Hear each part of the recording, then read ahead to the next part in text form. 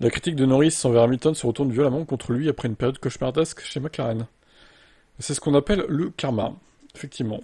En 2020, il avait déclaré « Je suis heureux pour lui, rien de plus. Ça signifie rien pour moi. Vraiment, il est dans une voiture qui devrait gagner toutes les courses en gros. Il doit battre un ou deux pilotes, c'est tout. Chapeau bas à lui. Il fait toujours le travail qu'il doit faire. » Ouais, mais toi, t'avais cette voiture à un moment donné, t'as pas forcément fait les perfs qu'on attendait de ta part, Lando. Hein? Comme se cracher à son équipier, par exemple, au Canada.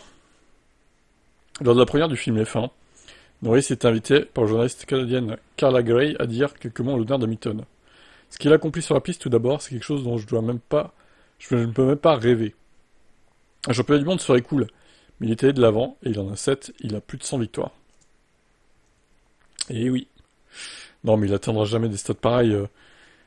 Après, on est tous là à dire, il sera jamais champion du monde. Norris. Alors, ne jamais dire jamais peut-être, mais c'est vrai que c'est clair qu'en 2025, c'est pas très bien parti quand même. Mentalement, il est quand même en dessous de Piastri. Alors peut-être la saison est encore longue, hein, il va peut-être se ressaisir mentalement, travailler sur lui, possiblement. Après, il peut y avoir un problème mécanique aussi pour Piastri qui peut l'aider, Norris, mais bon. Pour l'instant, c'est pas gagné en tout cas. Hein.